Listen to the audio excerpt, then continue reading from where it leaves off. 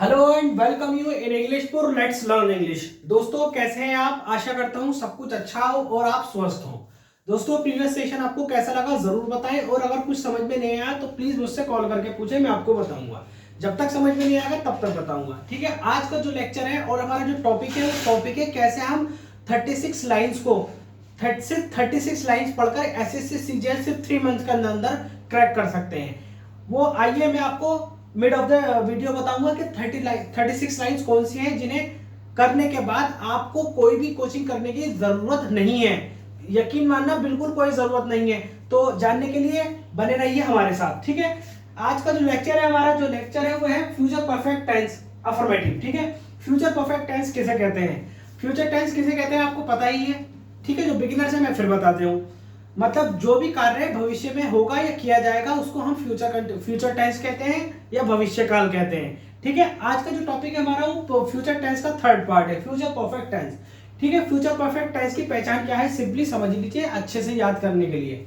जिस भी वाक्य के अंत में चुकूंगा, चुकेंगे, चुकूंगा, चुकेंगे, चुकेगी, चुकोगे होगा तो उसको हम क्या कहते हैं, फ्यूचर परफेक्ट टेंस कहते हैं। मतलब यदि आपको किसी व्यक्ति से बातचीत करनी है या कोई व्यक्ति आपसे बातचीत करता है तो जिस भी वाक्य के अंत में चुकूंगा, चुकेंगे, चुकेगी, चुकोगे आता है तो हम उसे फ्यूचर परफेक्ट टेंस कहते हैं, ठीक है। इसकी पहचान, इसकी जो शॉर्ट ट्रिक है, इसमें जो हमारी हेल्पिंग वर्ब लगेगी विल हैव और shall have, third form of verb object. इसके साथ साथ एक टेंस का और यूज होगा, प्रेजेंट इंडेफिनिट टेंस का यूज होगा। इसको याद कर ले, यूज ऑफ टू टेंसेस, इसमें दो टेंसेस का यूज होता है, एक फ्यूचर टेंस का है, फ्यूचर प्रेजेंट इंडेफिनिट टेंस का। वो कैसे यूज होगा वो मैं आपको in mid of the video बताता रहूंगा, ठीक है। आइए हम फर्स्ट सेंटेंस बनाते हैं, फर्स्ट बातचीत करते हैं।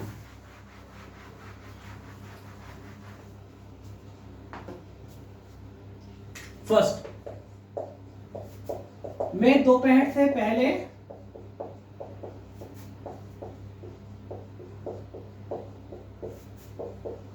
कार्य कर चुकूंगा, ठीक है। मैं दोपहर से पहले कार्य कर चुकूंगा, ठीक है। लास्ट में आ रहा है चुकूंगा, मैं दोपहर से पहले ये कार्य कर चुकूंगा। तो मैं सिंगुलर है प्लूरल में इसमें कोई मैटर नहीं है, लेकिन हम आई के साथ शेल का यूज कर सकते हैं। लेकिन मॉडर्न इंग्लिश में क्या हो रहा है, हम विल और शेल दोनों का यूज कर सकते हैं, तो इट डजंट मैटर कि हम क्या लिख रहे हैं। लेकिन आप कंपटीशन एग्जाम्स की तैयारी कर रहे हैं, आप एसएससी या सीजीएल वगैरह की या कॉम्पिटिशन एग्जाम्स की तैयारी कर रहे हैं, तो आपको सीक्वेंस में ग्रामेटिकली लिखना पड़ेगा। तो हम ग्रामेटिकली ही लिखेंगे, और जो स्टूडेंट्स हमारे इंग्लिश स्पीकिंग में जिनका पर्पस है कोई दिक्कत नहीं है, अगर कर लेंगे तो कोई हर्ज नहीं है, ठीक है। मैं दोपहर से पहले ये कार्य कर चुकूंगा, तो आई शैल हैव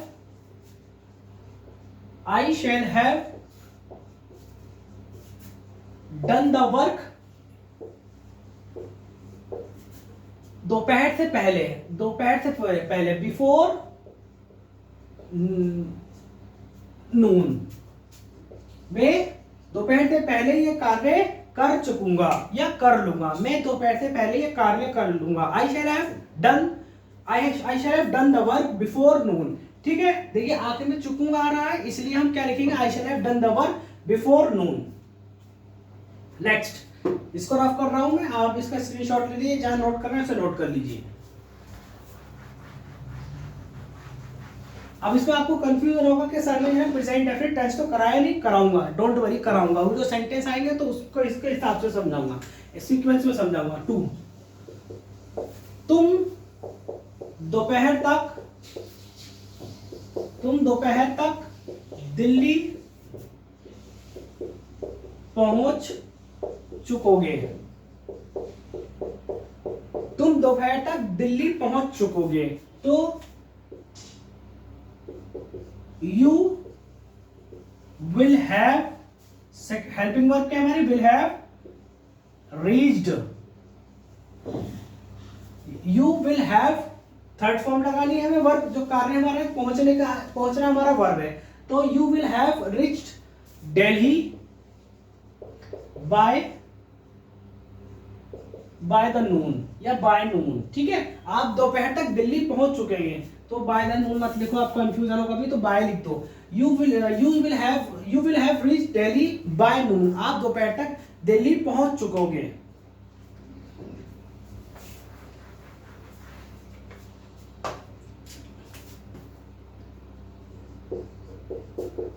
वे उस समय तक सारा धन खर्च चुकेंगे। वे दोपहर तक, वे उस समय तक सारा धन खर्च कर चुकेंगे। ठीक है, तो वे क्या हमारा प्लूरल है, तो इसमें प्लूरल में बता रहा हूं, आदत पड़ गई है। तो वे इंग्लिश में they will have spent all the money, they will have spent all the money by that time,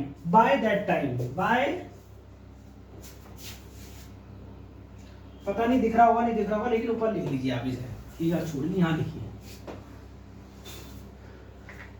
तो they will have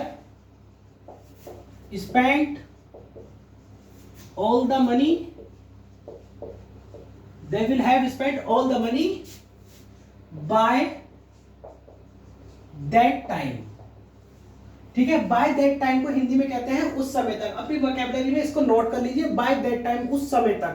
तो इंग्लिश में हम कहेंगे by that time, they will have spent all the money by that time. ठीक है, next.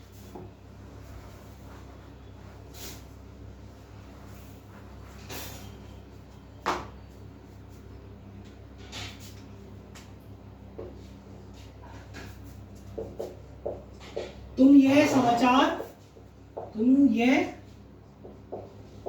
समाचार पहले ही सुन चुकोगे। तुम यह समाचार पहले ही सुन चुकोगे। तो you will have already heard this news. You will have already heard this news. ठीक है, ऑलरेडी जो हमेशा पहले ही को इंग्लिश में कहते हैं हम ऑलरेडी। तो हम जो है वर्ब से पहले हेल्पिंग वर्ब और मेन वर्ब और हेल्पिंग वर्ब के बीच में ऑलरेडी, बिफोर वगैरह लिखते हैं। याद रख लीजिए, नोट कर लीजिए, कंपटीशन एग्जाम्स वाले हैं वो याद कर समझ लीजिए, और जो वैसे भी है वो भी नोट कर लीजिए कि हम हेल्पिंग वर्ब और मेन वर्ब के बीच में ऑलरेडी या बिफोर लिखते हैं। हम हेल्पिंग वर्ब और मेन वर्ब के बीच में ऑलरेडी या बिफोर को लिखते हैं। ठीक है, तो you will have already heard this news, तुम ये खबर पहले ही सुन चुकोगे। ठीक है, आइए अब मैं आपको बता देता हूं प्रेजेंट इंडेफिनिट टेंस का यूज कैसे होगा इस टेंस में।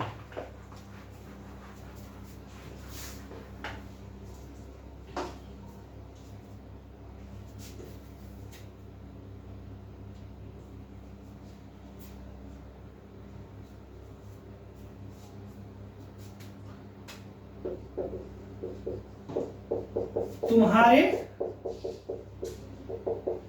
निबंध लिखने से पहले बेल बज चुकेगी। तुम्हारे निबंध लिखने से पहले बेल बज चुकेगी। ठीक है, अब इसमें प्रिंसिपल क्लोज और एडवर्ब क्लोज का मेथड यूज होगा। ठीक है, जो प्रिंसिपल क्लोज किसे कहते हैं, जो बड़ा होता है सबसे पहले लिखना होता है। जो एडवर्ब क्लोज है उसे बाद में लिखना होता है। जो कंपटीशन पर एसएससी सीजीएल वाले स्टूडेंट्स हैं वो ध्यान रखें, जो अदर स्टूडेंट्स हैं वो ध्यान नहीं दें इस चीज पर। ठीक है, तो इसमें प्रिंसिपल क्लोज क्या है, इसमें प्रिंसिपल क्लोज है हमारा बेल बजना। ठीक है, बेल बजना तो कैसे बनेगा ये, तुम्हारे निबंध लिखने से पहले बेल बज चुकेगी। ठीक है, इस समय हमारी जो बेल है वो इस समय सब्जेक्ट का काम कर रही है। ठीक है, the bell will have rung before you write an essay। ठीक है, an essay। अब आप समझे, आप समझ रहे होंगे प्रेजेंट इंडेफिनिट टेंस का यूज कहां हुआ। तो द बेल विल हैव रंग before you right an essay. ठीक है, द बेल विल हैव रंग before before you right an essay. ठीक है, समझ गए होंगे प्रेजेंट इंडेफिनिट टेंस का। जो प्रिंसिपल क्लोज है उसमें हम फ्यूचर परफेक्ट टेंस का यूज करेंगे, और जो एडवर्ब क्लोज है उसमें हम प्रेजेंट इंडेफिनिट टेंस का यूज करेंगे। एडवर्ब क्लोज, अब इंग्लिश जो जिनका इंग्लिश पर्पस है, जो इंग्लिश बोलने का पर्पस है, वो ध्यान रखें एडवर्ब क्लोज किसे कहते हैं और प्रिंसिपल क्लोज किसे कहते हैं। वो मतलब किस तरीके से याद रखेंगे, मतलब जो बाद वाला है वो पहले लिखना है, जो पहले वाला है वो बाद में लिखना है। ठीक है, जब आप इसका स्ट्रक्चर रट लेंगे अच्छे से, आपको ऑलरेडी मुंह से निकलने लगेगी। एक बार टेंस समझ लीजिए और ऑटोमेटिकली इंग्लिश अपने मुंह से निकलने लगेगी। ठीक है, नेक्स्ट लिखते हैं हम। नेक्स्ट लिखेंगे हम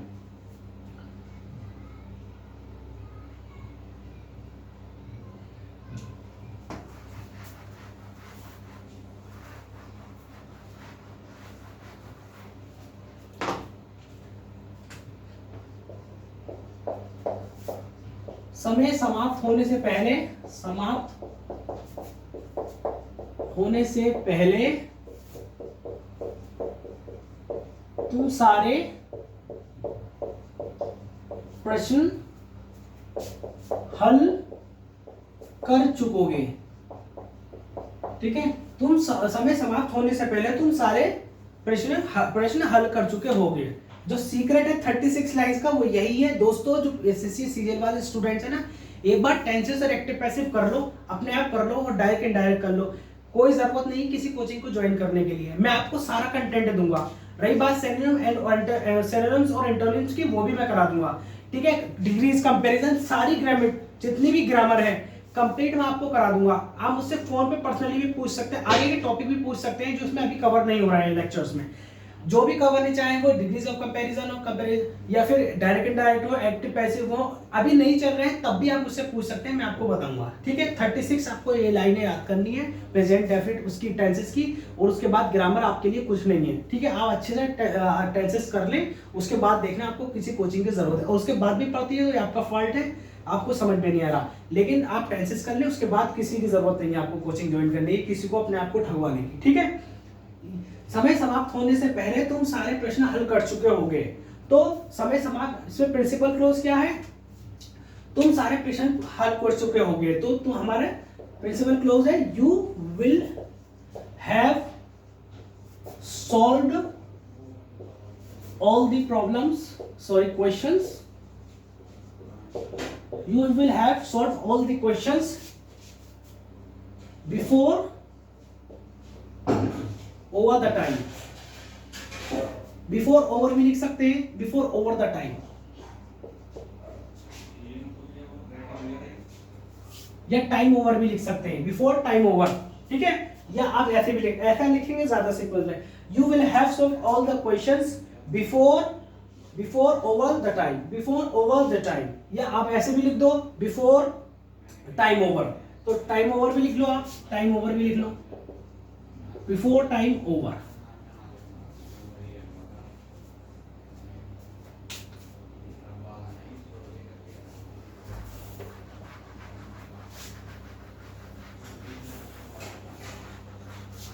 नेक्स्ट,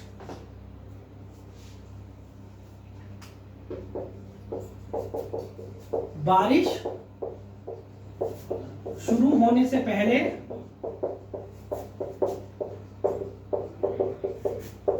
हम घर पहुंच चुकेंगे। बारिश शुरू होने से पहले हम घर पहुंच चुकेंगे। तो इसमें प्रिंसिपल क्लोज क्या है, हम घर पहुंच चुकेंगे। तो वी शैल हैव, पहुंचने को कहते हैं हिंदी में, इंग्लिश में we shall have reach home before it rains. Subject क्या होता है हमेशा वर्षा का, it rains, present definite tense हो गया। ठीक है, we shall have reached home, we shall have reached home before it rains. ठीक है, आई होप समझ रहे होंगे आप अच्छे से। नहीं समझ में आया तो मुझसे आप कॉल करके पूछे, मैं आपको बताऊंगा।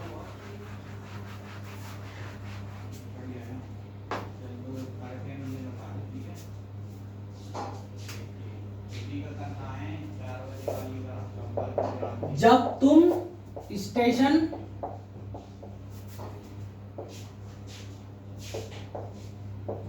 पहुंचोगे, पहुंच चुके होगे। जब तुम स्टेशन पहुंचोगे तो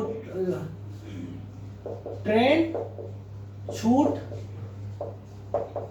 चुकेगी। जब तुम स्टेशन पहुंचोगे ट्रेन छूट चुकेगी। ठीक है, इसमें प्रिंसिपल क्लॉज क्या है? ट्रेन छूटना। The train will have started when you reach the station। जब आप स्टेशन पर पहुंचोगे तो ट्रेन छूट चुकेगी। जब तुम स्टेशन पहुंचोगे ट्रेन छूट चुकेगी। ठीक है ये क्या? जब तुम स्टेशन पहुंचोगे तो ट्रेन छूट चुकेगी। The train will have started when you reach the station. ठीक है, नेक्स्ट लिखेंगे हम।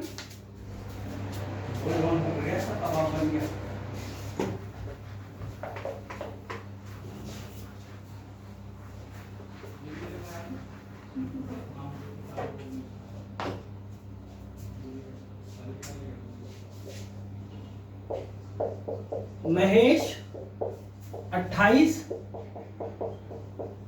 तारीख से पहले पूर्ण वेतन खर्च कर चुकेगा। महेश 28 तारीख से पहले पूर्ण वेतन खर्च कर चुकेगा। ठीक है, इसमें Mahesh will have spent all the money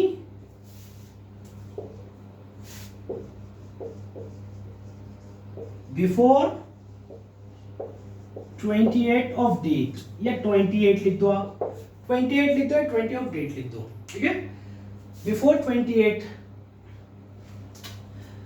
इसमें प्रिंसिपल क्लोज और एडवर्ब क्लोज नहीं है, सिर्फ प्रिंसिपल क्लोज ही है। ठीक है, इसलिए आप हम क्या कराएंगे? बिफोर से बनाएंगे। Mahesh will have spent all the money before 28 date, before 28 of date या बिफोर 28। ठीक है, ओके गाइस, फ्यूचर परफेक्ट का जो अफर्मेटिव की लाइन है वो कंप्लीट हो गई है। इसके बाद भी आपको कुछ समझ में नहीं आया तो प्लीज मुझसे कॉल करके पूछें। ठीक है, but please like share subscribe करते रहें। लाइक शेयर सब्सक्राइब करेंगे तो हमारा मोटिवेशन बढ़ेगा ताकि हम आपसे लाइव इंटरेक्ट कर सकें। तो आपसे ये रिक्वेस्ट है, प्लीज लाइक शेयर सब्सक्राइब करते रहिए। जो इसके नीडी स्टूडेंट्स हैं उनको सेंड करिए, और कुछ समझ में नहीं आया मुझसे फोन करके पूछिए। Till then keep practising and keep learning. Thank you.